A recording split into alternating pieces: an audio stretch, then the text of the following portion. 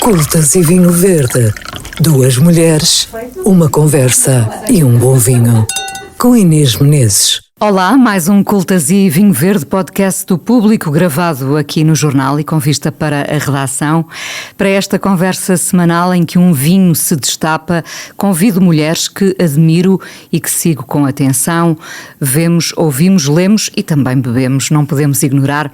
A convidada de hoje é a Mariana Duarte Silva, 47 anos, mãe de 3 rapazes, foi uma das fundadoras do Village Underground, é desde 2021 o rosto e a força da Secula, a Academia de Música Urbana, um projeto de impacto social que eleva a música e que fortifica a cultura, a diversidade e o espírito criativo entre jovens dos 10 aos 18 anos de todos os backgrounds sociais. A Mariana viveu em Londres, antes disso trabalhou na televisão, é feminista, ativista, gosta de ver acontecer. Já vamos a esta conversa. Deixem-me só anunciar o vinho escolhido para hoje, Terras de Felgueiras, um alvarinho branco, vinho resultante da fermentação de uvas de película branca em bica aberta, cor cítrica, aroma frutado, delicado, vinho muito versátil em harmonização, acompanha bem mariscos mais intensos, peixes na brasa ou no forno, vários pratos de bacalhau, mas também massas, risotos ou sushi. O enólogo é o João Paulo Gaspar. E vamos à conversa. Olá, Mariana. Obrigada por estares aqui neste Cultas e Vinho Verde. Ainda agora a Secula esteve presente no festival Nós Alive, com reações, já percebi, muito felizes. Vamos primeiro explicar a história deste teu projeto. Eu estive a pensar, já não é só teu, não é? É de todos os que o frequentam e depois expandem. Sim, é um projeto que hoje em dia, como tu dizes, é já de muita gente, de muitas crianças e jovens e das suas famílias e de quem cuida deles e também dos professores que formaram família e de nós todos, da equipa de produção, à gestão e até de mais além. Vamos à história, vamos um bocadinho à história para quem nos está a ouvir. Sim. E não conhece a Secula. Como é que nasce a Secula e o que é, na verdade, a Secula? Sim. A Secula nasce de uma vontade muito grande de ter uma escola de música. Como tu sabes, eu trabalho em música já há alguns anos, desde que vivi em Londres. Criei o Village Underground e sempre imaginei que ali dentro daqueles contentores pudesse surgir uma escola de música para dar continuidade àquilo que nós estávamos a fazer ali, que é no fundo dar palco a jovens talentos e outros artistas também mais conhecidos, ou seja, regenerar e criar e proporcionar mais espaço e mais recursos a cada vez mais jovens para que a música continuasse a ser criada, feita e partilhada. Continuamos nesta faixa etária 10-18? Não, entretanto, nós abrimos para 10-18 e hoje em dia fazemos do 0 aos 24, 25, e digo-te isto porque ainda agora no Nós Alive tivemos participantes com 24 anos. Mas já vou aí às idades, mas antes disso foi essa vontade muito grande de trabalhar a música e proporcionar música a muitos mais crianças e jovens, e nasce então em 2021, dentro dos contentores, esta Academia de Música, como tu referiste bem, projeto de impacto social, porque foi pensada de propósito para que quem por alguma razão não pudesse ter acesso à educação artística, pudesse a ter desta forma, com bolsas, e é por isso que nós fazemos um trabalho muito intensivo na procura de financiamento público e privado, porque é esse financiamento que permite crianças e jovens estarem na Secula, mas não só. O que difere este projeto de impacto social talvez de outros é que nós acreditamos que a inclusão se dá quando nós juntamos todas as crianças e jovens, independentemente do seu grau de económico ou social. Portanto, na mesma sessão a fazer a mesma música, tem jovens que vieram de famílias mais privilegiadas, juntamente com outros de estruturas mais difíceis. Não importa a origem, importa o que se gera ali, exatamente, não é? Importa a criação em conjunto, importa o que sai dali, e importa usar a música como essa ferramenta de desbloqueio e de somos todos iguais, somos todos diferentes e somos todos criadores e pessoas. A música como linguagem de inclusão também, sim, não é? Sim. Bom, então, tu ainda nessa altura no Village começas a ter miúdos que frequentam as aulas. Quem são os professores? Os professores são pessoas ali que já trabalhavam connosco em vários projetos musicais, como por exemplo a primeira pessoa que participou no projeto piloto da Secula foi o Pedro Coquenão, o Batida. Porquê? Porque ele tinha e tem um contentor no Village Underground onde ele guardava o seu equipamento artístico e fazia muitas residências artísticas no Village, usava também o palco do Village como apresentação das suas produções e há uma cumplicidade e uma reciprocidade muito grande entre o Village, o Pedro e eu, pessoalmente, e também o Gustavo, e sempre gostámos de trabalhar juntos. Então o Pedro está desde o início da Gênese, enquanto artista, enquanto facilitador que trabalha com os jovens, a parte muito prática também dos beats e da composição musical e até já lhes deu um curso de umas aulas assim um pouco mais teóricas sobre o hip-hop e a cultura hip-hop, e fez da sala de espetáculos do Village, fez um mini clubbing à tarde para que eles sentissem as luzes e a bola de espelhos e o sistema de som, isso já em 2022 ou 2023, penso eu. Portanto, começámos com a nossa comunidade artística, Pedro Coquenão, Bruno Guichon, dos Octopus, e depois surgiu também Filipe Sousa, que vinha de Londres nesse ano com um curso especificamente, que existe especificamente para formar músicos para este tipo de projetos, e o Filipe assumiu a direção artística até o ano passado e agora continua a fazer projetos connosco mais específicos. E depois também os professores, porque já vinha de antes, temos uma parceria com o Instituto Politécnico de Lisboa, Escola Superior de Educação e de Música, e um professor de cada uma dessas escolas também integrou a nossa equipa, portanto, porque nós não inventámos esta metodologia do nada, não é? Esta educação não formal já existe há muitos anos, mas o que nós quisemos foi aplicá-la e saber que tinha impacto e que os pais e mães e a sociedade em geral a validasse como educação, que é. E então foi muito importante para nós também termos esse selo da Escola Superior de Educação e de Música e depois foram-se juntando artistas, como por exemplo agora mais recentemente a Selma Wamousse, o Milton Gulli, que é um multi-instrumentista incrível que faz parte da banda da Selma, mas também tem os seus projetos a solo. Este ano tivemos o Valete, o rapper, a escrever canções com os miúdos, tivemos a The Chick, estou-me a esquecer de outros tantos que foram passando pela academia e que são artistas facilitadores. Entretanto, desde 2021 até agora, 2026, muitas coisas aconteceram. Imagino que o número de alunos frequentadores da Secula tem vindo a crescer. Vocês mudaram de instalações.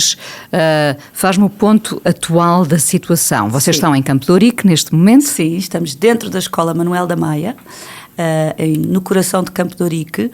É uma escola que nós já conhecíamos desde o início no Village Underground. Porquê? Porque é a escola que recebe as famílias e as crianças do Val de Alcântara. Portanto, o Val de Alcântara está entre o Village Underground e a Manuel da Maia. Portanto, nós conhecíamos bem esse território, já lá tínhamos feito workshops logo de início, tanto que quando chegámos lá este ano, bateram-nos à porta alunos que já tinham estado na Secula e que voltaram agora para a Secula porque estávamos ali mais perto. Quantos frequentadores? 50 alunos que vão lá regularmente todas as semanas, ou uma vez ou 2 vezes por semana. Mas depois, durante as férias da Páscoa e as férias de verão, fazemos vários bootcamps, portanto são aquelas semanas mais intensivas e portanto trabalhamos ao longo do ano entre 200 a 250 crianças e jovens por ano. O total penso que já excede as 1000 crianças e jovens desde o nosso lançamento. E o que é que tu queres fazer com a Secula, Mariana? O que é que eu quero fazer com a Secula? Eu quero fazê-la crescer, desenvolver, chegar a mais geografias, chegar a mais pontos do país, a mais escolas, fazer mais parcerias com mais instituições, demonstrar por A mais B que é possível aprender-se música de uma forma não tradicional, ou seja, que é possível criar música sem ser pelos meios convencionais do solfejo e da pauta e da repetição de clássicos, e que é possível abarcar estas novas ferramentas e tecnologias todas de fazer música, que é possível fazê-la chegar a mais crianças e jovens. Hoje em dia é verdade que qualquer jovem pode pegar no telefone e fazer música no quarto, mas ainda abaixo dessa camada ainda há muitos outros que se calhar não sabem sequer pegar no telemóvel e fazer música, ou que não têm sequer o telemóvel, ou que têm uma condição de saúde mental que lhes dificulta de alguma forma ter esse acesso, e a Secula quer chegar a todos eles, e por isso é que temos também nas nossas sessões jovens, por exemplo, sinalizados ou pela Santa Casa ou pela Associação Sol, que são jovens que de outra forma não chegariam até aqui, não chegariam até estar sozinhos num quarto a fazer música. E ali na Secula fazem, e ainda tem a vantagem de não fazerem sozinhos, de fazerem em grupo. Porque a Secula é muito isso, é música em conjunto, música em grupo. E onde é que eu quero estar, eu quero que toda a gente entenda a importância disto. Porque isto é importante para continuarmos a criar cultura e a criar espaços alternativos de criação e de espetáculos. Portanto, há aqueles meios tradicionais, e hoje em dia vemos já lugares como a Gulbenkian, por exemplo, que ainda este fim de semana esteve ocupadíssimo por tantas pessoas que normalmente não ocupariam a Gulbenkian, não é? Nos jardins de verão. Isso é um exemplo de que se calhar aquele espaço esteve fechado a muitas pessoas durante muito tempo.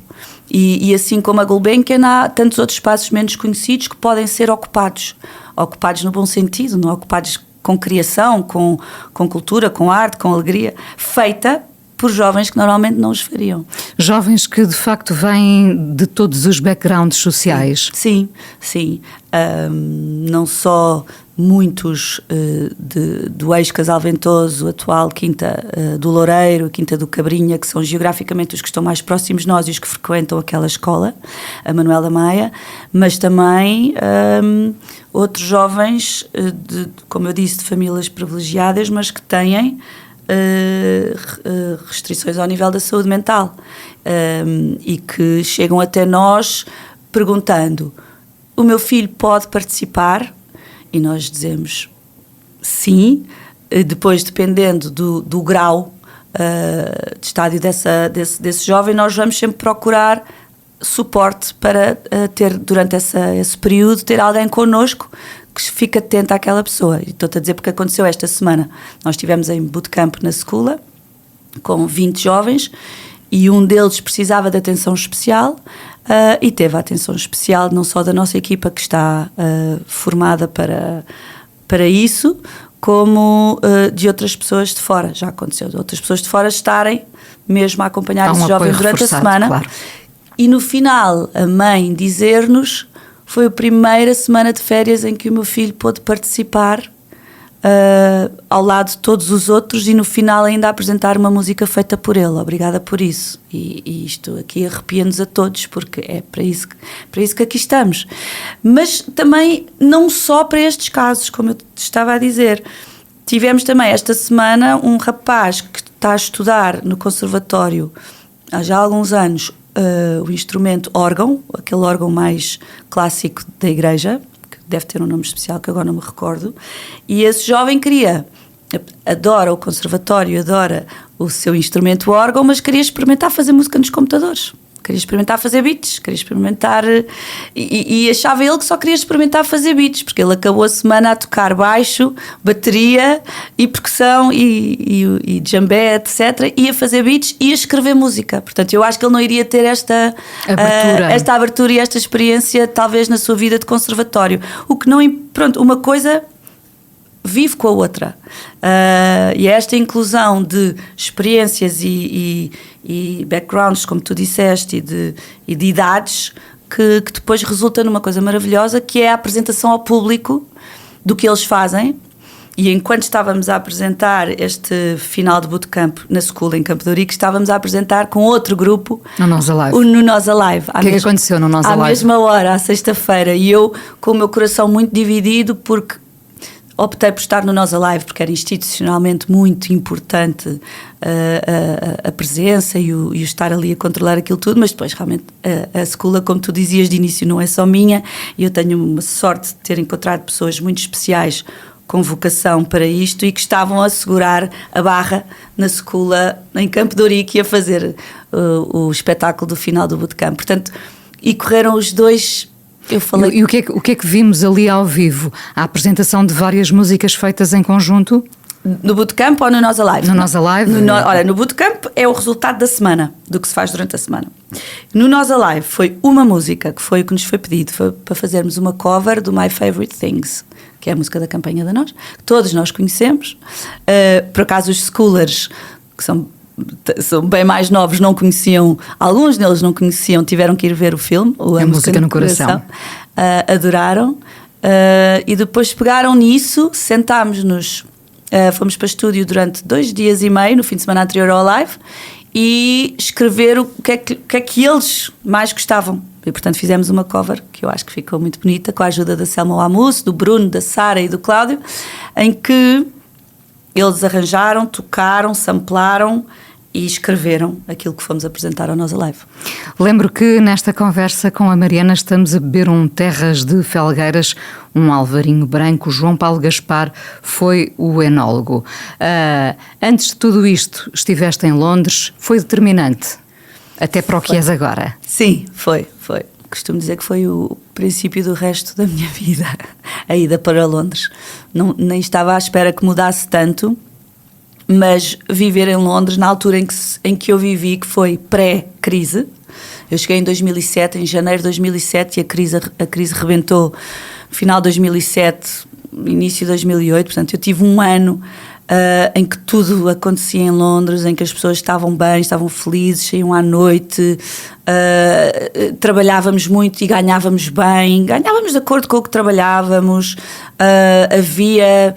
havia alegria e havia muita vontade de experimentar coisas novas. Acho que Londres sempre foi a capital, para mim, a capital mais importante no que toca à mistura de culturas e de música e de géneros musicais, e parece que, de certeza que nos anos 90 foi melhor ainda, na altura das raves, mas eu cheguei em 2007 e ainda sentia esse borbulhar todo ainda havia espaços por explorar. Lembro-me quando cheguei para o meu primeiro trabalho, ainda havia um squat muito grande, assim, com uma turma e uma comunidade a ocupar aquele squat que dava para a rua. E tu foste fazer precisamente o quê? Eu fui trabalhar numa empresa de mídia, a vender publicidade.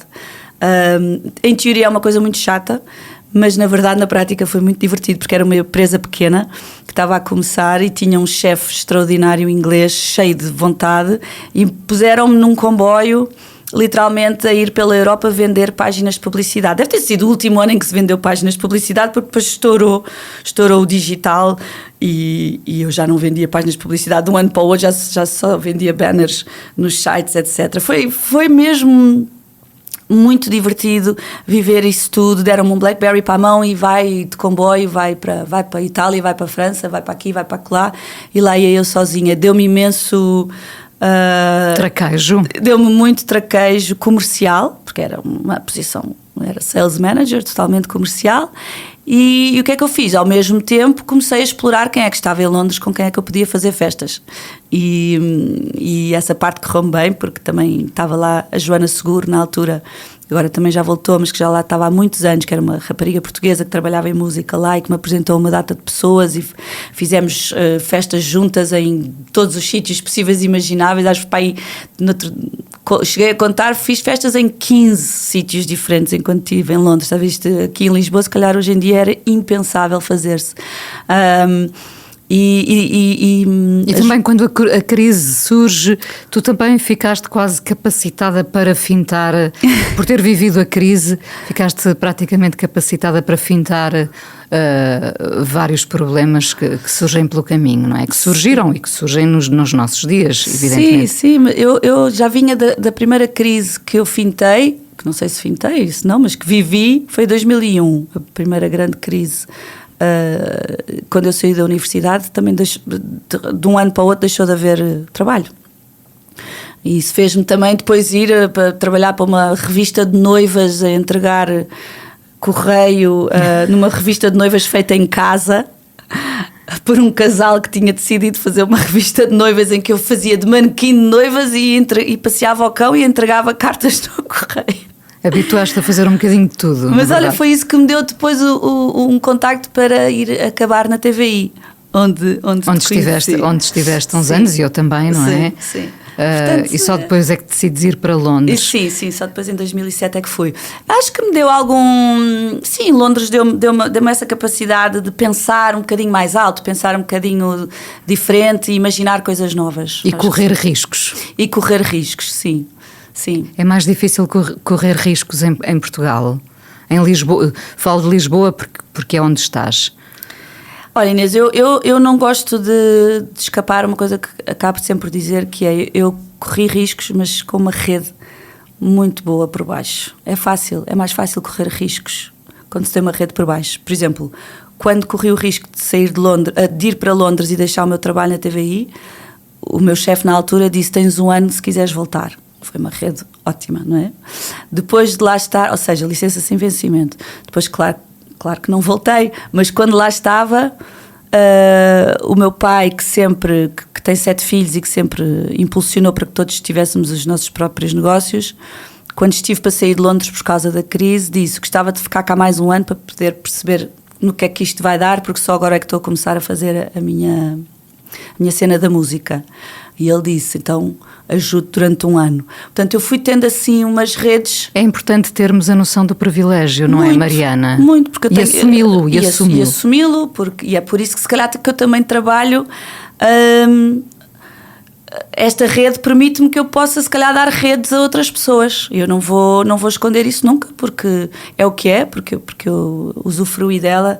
E se calhar, se não fosse a minha família a dizer: podes ficar mais um ano, vamos ver no que dá, e realmente depois deu. Depois eu voltei, e depois a outra rede foi: quero fazer o Village Underground em Lisboa. Ok, então o meu sócio inglês também queria fazer o Village Underground em Lisboa. Ou queria fazê-lo em qualquer cidade, mas gostou da ideia de ser Lisboa, porque ele conhecia Lisboa. Isso também foi mais uma sorte que eu tive, em ele também ter essa capacidade financeira para fazer isto comigo em Lisboa. E na altura havia a Startup Lisboa, que nos permitiu ter acesso a um financiamento com umas taxas mais favoráveis para quem estava a começar os seus negócios.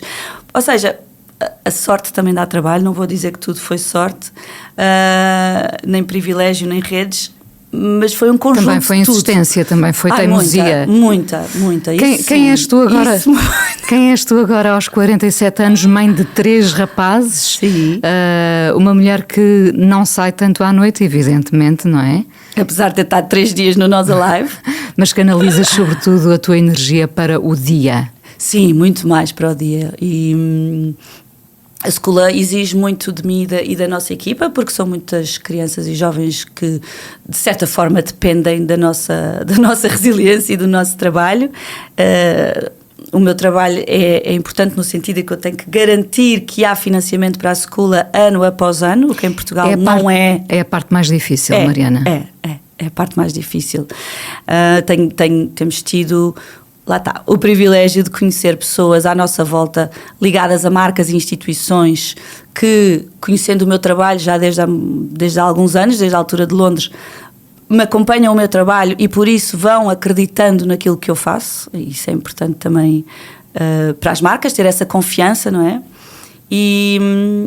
Mas na verdade é que eu, depois de ver o que entregámos no Nós Alive, que teve muito pouco a ver com o meu trabalho, teve muito a ver com a confiança que a nós teve na Schoola e que a qualidade que a Schoola consegue hoje em dia já entregar, portanto não teve quase nada a ver comigo, mas a verdade é que entregámos um trabalho muito bem feito, sabes? E muito bem feito no sentido em que a música estava bem feita, os miúdos estavam no seu auge, por estarem onde estavam, a equipa da nós estava contente porque investiu naquilo e aquilo estava a acontecer, e o público estava ao rubro. E, portanto, é fácil assim, quando as coisas todas se conjugam e encaixam, porque em teoria, uma marca ligada às pessoas e à música vai encaixar com uma academia de música de jovens talentos de música. Em teoria faz sentido, mas na prática o que aconteceu foi uma comunhão gigantesca que se viu no backstage, quando estávamos à espera e na ida para lá e na vinda de lá e nos detalhes todos de como fomos tratados, com os vouchers e a carrinha que nos vai buscar e o chofer que fala connosco e que é muito simpático e que vem connosco ajudar-nos a pôr os instrumentos no palco, até às fotografias que nos tiraram, às entrevistas que demos, ao interesse que houve pela Scula. Ou seja, as relações são bonitas em papel e depois, quando se concretizam, são ainda mais especiais. E eu acho que nós temos provado isso com as marcas com que temos trabalhado. E por isso o trabalho vai ficando um nadinha mais fácil, à medida que os anos vão passando, porque já não temos tanto que provar, mas é sempre difícil de convencer alguém a investir em educação, cultura, inclusão, arte, jovens. Então, para quem está a ouvir esta conversa e quer, enfim, vários ângulos diferentes, que tem alguém que poderia eventualmente frequentar a Scula ou quer, vamos ser otimistas, quer poder ajudar nesse financiamento da Scula, como é que vão ao teu encontro? Então, vão... Ou da Scula, Scula.pt, SKOOLA.pt, ou no Instagram Scula_Academia de Música, e mais fácil ainda, mariana@scula.pt. Só não dou o meu telefone porque... Não, isso não. Olha, vai haver alguma coisa em particular este verão? Estão a preparar? Acho que assim o ponto alto foi o Nós Alive, que terminou no sábado. Agora, na última semana de julho, temos o último bootcamp para os mais novos, bootcamp dos 6 aos 10 anos, para o qual ainda temos 3 vagas por preencher. Portanto, se alguém quiser inscrever o seu filho dos 6 aos 10 na última semana de julho. E depois, muito importante, vamos abrir as inscrições para começar o novo ano letivo da Scula, que começa em outubro, na Escola Manuel da Maia, e para o qual temos vagas por preencher, tanto por alunos que possam pagar, como para bolseiros. Vai haver alguma novidade nessa rentrée em outubro? Nós vamos repetir o que fizemos este ano, que correu muito bem, que foi módulos criativos, ou seja, começar com 3 semanas de ritmo e percussão, depois mais 3 semanas de voz e escrita, depois outras 3 semanas de beats e instrumentos, até chegarmos a maio, que é no final de maio é o grande espetáculo performance. Isto tudo, começamos em outubro, desenvolvemos todo este processo criativo com vários professores, uns que já estão connosco e outros que vamos convidar, para depois apresentar o espetáculo em maio. Olha, e olhando agora um bocadinho para ti, para a tua vida, como é que é ser mãe de 3 rapazes? Tu és uma feminista, ativista, como é que estás a educar esses 3 pequenos homens? Já não são assim tão pequenos, sim? Já não, 11, 13 e 15. Olha, com alguma dificuldade, não por eles, que eles são maravilhosos, mas por tudo o que está à volta deles e que nós não controlamos, não é? Por muito que eu queira controlar o que eles veem e o que eles não veem, é muito difícil. E eu tenho sim, tenho 3 filhos e um deles vive uma vida um pouco social muito diferente dos outros 2.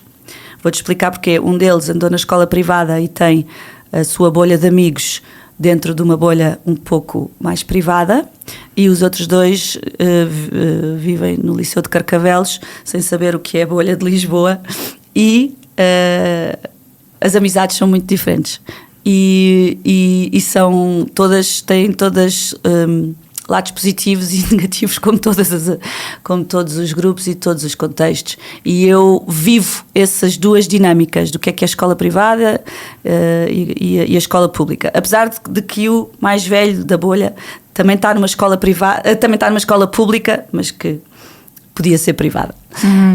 São mundos muito diferentes. São mundos. Mas há de certeza pontos. Isso é um bocadinho o que é a Scula também. Exatamente. Portanto, eu estou um bocado habituada já a viver. Eu própria vivo nesta dicotomia de vir de uma família beta e dar-me com amigos que não são betes, não é? Uma família beta no sentido do, sei lá, do que é que lhe queremos chamar, mas mais conservadora. Mais conservadora, sim. E só que a minha família sempre viveu muito bem com isso e sempre conversámos muito bem sobre isso, e portanto a minha vida é isto, estar aqui no meio e perceber que é possível fazer pontos, sobretudo, não é? Exatamente. E explicar a uns e a outros que é tudo normal nestas idades haver estas caixinhas do que é o dread, o que é o chunga, o que é o beto, que na minha altura também havia, mas que na verdade no final do dia, quando eles vêm à Scula, os meus filhos, quando eles vêm à Scula, e vêm algumas vezes, umas vezes mais obrigados que outras, eles veem o que é o mundo, o mundo real, o que é o Diogo estar com com o Zé Maria ou a Vanessa estar com a Francisca. Somos todos iguais, temos todos muitas questões e desafios no dia-a-dia e, portanto, eu acho que é isso. A Secula também faz com que os meus filhos entendam aquilo que é o mundo real. Eu já fui apresentar a Secula à escola deles e é isso mesmo que eu tento fazer para que mais pessoas percebam que não existe muita diferença. Sobretudo a música pode ser uma linguagem comum, não é? Sim. Mariana, muito obrigada por teres vindo a este Cultas e Vinho Verde. É sempre bom falar contigo. Muito bem. Com este Terras de Felgueiras, brindamos aqui. Peço sempre um brinde no final da conversa. Nós gostamos de brindes, não é? Gostamos de celebrar a vida. A que é que pode ser o brinde? Eu brindo a que haja mais música, mais alegria e que a música nos continue sempre a arrepiar. E menos preconceito também, já agora, não é? Venha de lá esse brinde.